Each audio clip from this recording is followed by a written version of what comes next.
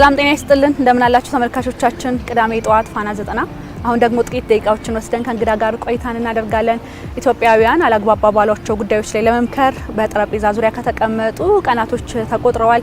ከመላው ዓለም የተወጣጡ ኢትዮጵያውያንን የወከሉ ዲያስፖራዎችም በዚህ የምክክር ሂደት ላይ እየተሳተፉ ነው የሚገኙት። ከነዛ መካከል ደግሞ ዳንኤል ከበደ ይገኝበታል። ከሱ ጋር ነው ዛሬ ቆይታን የምናደርገው። ይህንን ቆይታችንን እናንተ ተመልካቾቻችንም ተከታተሉን ዘንድ አስቀድመን ጋበዝን። አብራችሁን ቆዩ። ስለተገናኘን በጣም ደስ ብሎኛል። እንኳን ደህና መጣ። I'm happy to be here. Thank you. አመሰግናለሁ። መቼ ነበር የወጣኸው? በስንት ዓመት ማለት ነው? የወጣሁት ልጅ ሆኜ ነው። ኦልሞስት በቃ እዛ አደኩኝ። እዛ ነው ያደኩት ማለት ይችላል። እዛ 12 ዓመት ዩኒቨርሲቲ ውስጥ እዛ ነው የተማርኩት። ከ12 ዓመት በኋላ ደግሞ ማስተርስ ኦፍ ኤጁኬሽን ዩኒቨርሲቲ ኦፍ ሜልበርን ነበር በብዛት የተማርኩት።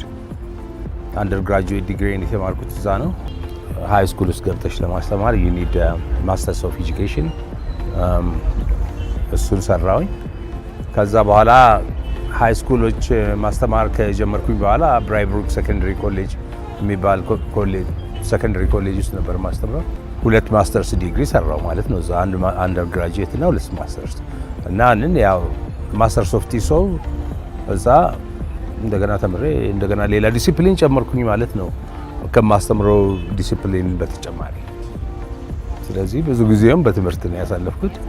ከዛ ስራ ጀመርኩኝ እንደገና ሃይ ስኩል ማስተማር ጀመርኩኝ፣ ኮሌጆች ውስጥ ማስተማር ጀመርኩኝ እና ብዙ አመት አስተማርኩኝ። እንደዛም ደግሞ እንደው የዚህኛው የምክክር ሂደት ላይ እየተሳተፉ ከሚገኙ በተለይም ደግሞ መላው ዓለም ውስጥ የሚገኙ ኢትዮጵያውያንን ወክለው እየተሳተፉ ከሚገኙ ዲያስፖራዎች መካከል አንዱ አንተ ነህ። ይህ የምክክር ሂደት 4 ዓመታትን የፈጀ ነው። በዚህ የምክክር ሂደት ውስጥ ደግሞ ሁሉንም አሳታፊ እንዲሆን በርካታ ጉዞዎችንም ተጉዟል። 8 አጀንዳዎች ተለይተዋል። እነዚህ 8 አጀንዳዎች ደግሞ ያልዳሰሱት ጉዳይ የለም፣ ብዙዎቹን የሚነካ ነው። እንደ አካታችነቱን አንተ እንዴት ተመልክተኸዋል? ሲጀመር ከኦሪጂኑ ጀምሮ ኢንክሉሲቭ ሆኖ ነው ይሄ የምክክር ኮሚሽን ዲዛይን ያደረገው። ኤክስክሉሲቭ የሚባል ነገር የለው። ስለዚህ ኢንክሉሲቭ ነው ባይ ኢትስ ዲዛይን። ስለዚህ ማንኛውም ፓርቲ ማንኛውም ግሪቫንስ ያለው ደስተኛ ያልሆነ በማንኛውም ነገር ኢትዮጵያ ውስጥ በፖለቲክሱም፣ በሃይማኖትም፣ በጎሳ፣ በቦርደር፣ በብሔር በሙሉ እንዲገኙ ፉሊ ኢንክሉሲቭ አድርገው ነው ዲዛይን ያደረጉት። ስለዚህ you can't go wrong. Everyone is invited. It's so inclusive. እኔ እዚህ ኮሚሽን ዳያሎግ ላይ ልሳተፍ የመጣ የመጀመሪያው ቀን ላይ ኢትዮጵያን ፊት ለፊት በአካል ያየኋት የዛን ቀን ነው። በደንብ ሁሉንም ብሔሮች ኢትዮጵያን አየኋት በቃ እና everyone from all walks of life in Ethiopia turned up. ያ ደግሞ ለኔ ያ ሁሉ መሳተፉ ሀሳቦች ይቀርባሉ፣ ብሬንስቶርም ታደርጊያለሽ።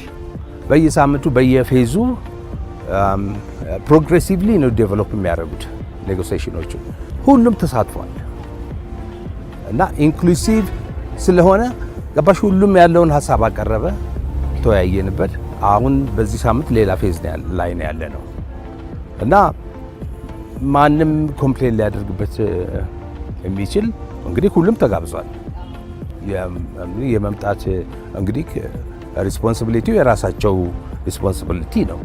ብዙ ጊዜህን ውጪ በማስተማር ነው ያሳለፍከው፣ ረጅም ጊዜ ትምህርት ቤት፣ ከዛ ደግሞ ተማሪዎች አሉ። እንደው ማውራት መነጋገር ምን መሰራት አለበት? በተለይ ትምህርት ቤት ቁጭ ብሎ ማውራት መወያየት፣ ችግሮች ቁጭ ብለው በጠረጴዛ ዙሪያ ይፈታሉ የሚለውን ኮንሴፕት እሱ እንድናነሳው ማስተምረው ቶፒክ አለ። ኮሚኒኬሽን ለአዳልቶችም ነው የምናስተምረው። ኮሚኒኬሽን ኮሌጅ ውስጥ ነው የምንሰጠው ለአዳልት ገባሽ? እና ኮሚኒኬሽን እኛ ሀገር ላይ the most underrated topic ነው። በሰለጠነው ዓለም ላይ ደግሞ ኮሚኒኬሽን ስኪል ማለት መጀመሪያ አንድ ካምፓኒም ወይም ደግሞ አንድ ኮርስ አንድ ሳብጀክት ከመሰጠቱ በፊት መጀመሪያ የሚያደርጉት ነገር ኮሚኒኬሽን ስኪላቸውን ነው ማዳበር የሚፈልጉት።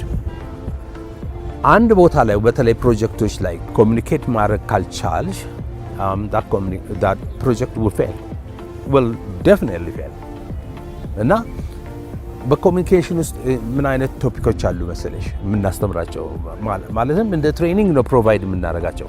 አይ ዊሽ እሱን ትሬኒንግ ኢትዮጵያ ውስጥ ማድረግ የምችል ከሆነ በበጎ ፈቃደኝነት፣ ምክንያቱም that is what is lacking from our ገባሽ ይሄ ልማት ከልማት ውስጥ ትልቁ ሚስ ያደረገው ነገር እሱ ነው።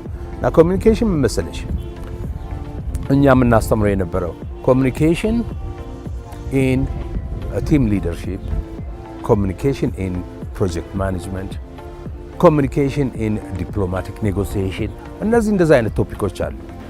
ስለዚህ ስልጣኔም ነው አይደል? ስልጣኔም ነው። ትሬኒንግ ኤጁኬሽን ቅድም እንዳልሽው ትምህርት ቤት ብዙ ነገሮች የምንማረው እዛ ነው። ከተማርንም ከተመረቅንም በኋላ it doesn't stop እንዳልኩሽ ኤጁኬሽን። እንደው ምንድነው ተስፋ የምታደርገው ከዚህ ምክክር በኋላ ምን ተስፋ ታደርጋለህ? በተለይ ልጆቻችን ላይ ኤግዛክትሊ፣ ከዛ በኋላ ደግሞ እኛም ላይ ሀገሬ ብዙ ተስፋ አደርጋለሁ። ምክንያቱም ኢትዮጵያ የብዙ ሺህ ዘመን ስልጣኔ ያላት ሀገር ነችና ህዝቦቿም የብዙ ሺህ ዘመን ስልጣኔ ያለን ህዝቦች ነን። ብዙ አይነት የግጭት መፍቻ ሽምግልና፣ የገዳ ስርዓት አለን።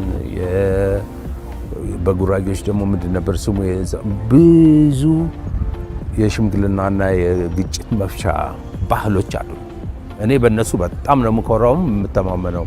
በእነሱ ባይኖሩ እስከ ዛሬ ድረስ እንግዲህ ያሳለፍነውን አስቢ እና እነሱ አይነት እሴቶች ስላሉን እነሱም ያሻግሩናል። ይሄ ደግሞ አሁን የጀመርነው ናሽናል ዳያሎግ በደንብ ብዙ ነገሮችን ያስተካክላል። 99% ሰክሲድ እናደርጋለን ማለት አይደለም እምልሽ፣ እንደዛ እናደርጋለን ብዬም አልጠብቅም። ገባሽ? ማንም አይጠብቅም 99%። አትሊስት ብዙ ነገሮችን እንቀርፋለን። ግን ከተስፋው ቀጥሎ ያልሽው ቃል ትውልድ ያልሽው እሱ ነው ትልቁ ኢሹ ለኔ አሁን እሱ ማለት እኮ ኢትዮጵያን ማሻገር፣ ኢትዮጵያን ትራንሴንድ ማድረግ ነው። እኛ ኢትዮጵያን ትራንሴንድ ማድረግ የምንፈልግ ከሆነ ደግሞ እንፈልጋለን፣ ግን የሆነ ቁርጠኝነትና ፕሮሚስ ልንገባ ይገባል። ለእኛም ለሀገራችን እኛ አልፈን እኛ እንደ ሻማ ቀልጠን አሁን ያለነው ትውልድ የሚቀጥለውን ጀነሬሽን ኢን 3 ሴግመንትስ ገባሽ? ኢን 3 ኢንስቶልመንትስ 20 የመጀመሪያው 20 ዓመት የሚቀጥለው 20 ዓመት የሚቀጥለው 20 ዓመት ብለን በ60 ዓመት ውስጥ ትውልድ ብንገነባ I'm sure we can achieve technologies and civilizations like the likes of South Korea, Singapore, China. ገባሽ? ግን ያንን ለማድረግ ይሄ ትውልድ ቁርጠኝነት መውሰድ አለበት። ኦኬ እኛ ኦልሬዲ እድለኞች አልነበርን። ስለዚህ በደንብ ሼፕ ተደርገን ነርቸር ተደርገን እዚህ አልደረስንም። ስለዚህ እስቲ እውነት ኢትዮጵያን የምንወዳት ከሆነ እቺ ትንንሽ ጥቅማችንን እንተዋት፣ ምንም ችግር የለውም እኮ ብንተው። ኢትዮጵያን የምንወዳት ከሆነ እቺ ትንሽ ነች፣ ከሷም ይበልጣል እንዴ? ኦኬ እሷ ላይ እንስራ፣ ኢትዮጵያ ላይ መስራት አለብን ካልን በ60 ዓመት ውስጥ 3 ጀነሬሽን በ20 ዓመት 3 ጀነሬሽን ብናዘጋጅ እነኛን ትውልድ የመጀመሪያውን ትውልድ ነርቸር እያደረግን እያስተማርን ዳይሬክሽን እየሰጠን ሰፖርት እያደረግን የመጀመሪያውን 20 ዓመት ትውልድ ብንፈጥረው ያ የመጀመሪያው 20 ዓመት ትውልድ የሚቀጥለውን 20 ዓመት ትውልድ ይፈጥራል። ያ ደግሞ እነኛ 40ዎቹ የመጀመሪያዎቹ ትውልዶች ሶስተኛውን ሴግመንት ሶስተኛውን ትውልድ ሲቪላይዝድ የሆነ ኢኮኖሚክ ፓወር የሆነች ኢትዮጵያ እንደዛ አድርገን አቺቭ ማድረግ እንችላለን። ትመለሳለህ ወይስ ጠቅልለህ ገባ ወደ ሀገር? አሁን ጠቅልዬ ወደ መግባቱ እያዘነበልኩ ነው። ስለዚህ ኢትዮጵያ የመቅረት ሀሳብ አለ። አርቲስትም ነህ? ሙዚቀኛ ነኝ። እሺ ሃይ ስኩልም ሙዚቃ አስተምር ነበር። አዎ ኮምፖዘርም ነኝ። የመጀመሪያው የሰራሁት ዲግሪ ቢማስ ማለት ነው፣ ባችለር ኦፍ ሚውዚክ።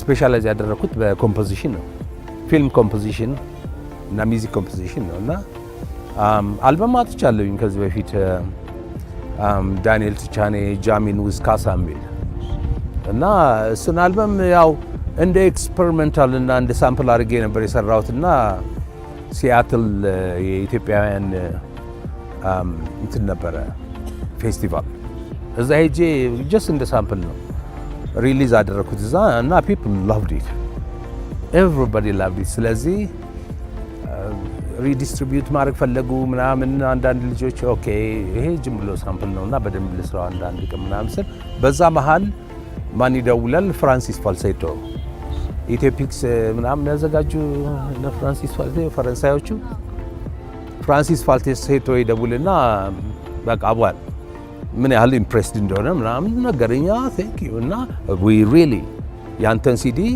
በመላው ዓለም ዲስትሪቢዩት ማድረግ እንፈልጋለን እና ፕሊዝ ዋት ዱ ዩ ቲንክ አለ። አይ ዊል ቢ ዲላይትድ። ኢትዮፒክስ በኢትዮ ሶኒክ በሚለው ሌብላቸው አወጡት ማለት ነው። ስለዚህ እዚህ እሱን የመቀጠል ሀሳብ ነው ያለ። ሙዚቃ ማስተማር እፈልጋለሁ፣ ኢንግሊሽ ላንጉዌጅ ማስተማር እፈልጋለሁ።